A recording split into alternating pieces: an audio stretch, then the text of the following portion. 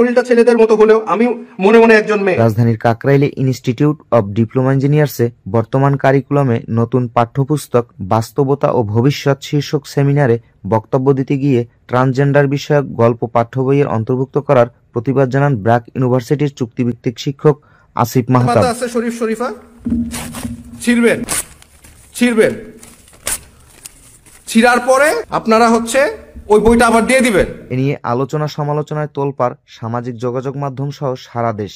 ছেলে যদি মেয়ে হয় আসে তাহলে তার বিয়ে হবে কার সাথে? ছেলের সাথে। তার মানে কি সমকামী, যেটা আমাদের দেশে অবৈধ। আসিফ তার ফেসবুক স্ট্যাটাসে লিখেছেন, আজ আমি ব্র্যাকে রেগুলার ক্লাস নিচ্ছি। আমাকে রাত 11টা এইমাত্র ফোন করে জানানো হয়েছে আমি যাতে বিশ্ববিদ্যালয়ে আর ক্লাস নিতে না যাই।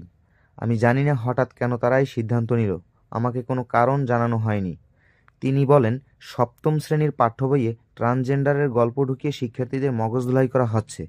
এ সময় তিনি ওই সেমিনারে সবার সামনে পাঠ্য বই থেকে শরীফা নামক গল্পের পাতা ছিঁড়ে ফেলেন এবং তিনি দাবি করেন তিনি প্রতিবাদ করেছেন। ব্র্যাক বিশ্ববিদ্যালয়ে শিক্ষকতার বিষয়ে তিনি বলেন, যে বক্তব্যের কারণে যদি তিনি চাকরি হারান তবে তা হবে বৈষম্যমূলক আচরণ।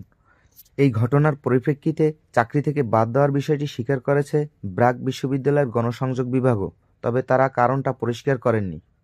রোববার 21শে জানুয়ারি রাতে বিশ্ববিদ্যালয়ের পক্ষ থেকে তাকে আর ক্লাস নিতে না দেওয়ার জন্য মুঠোফোনে জানিয়ে দেওয়া হয়েছে বলে জানিয়েছেন আসিফ মাহতাব।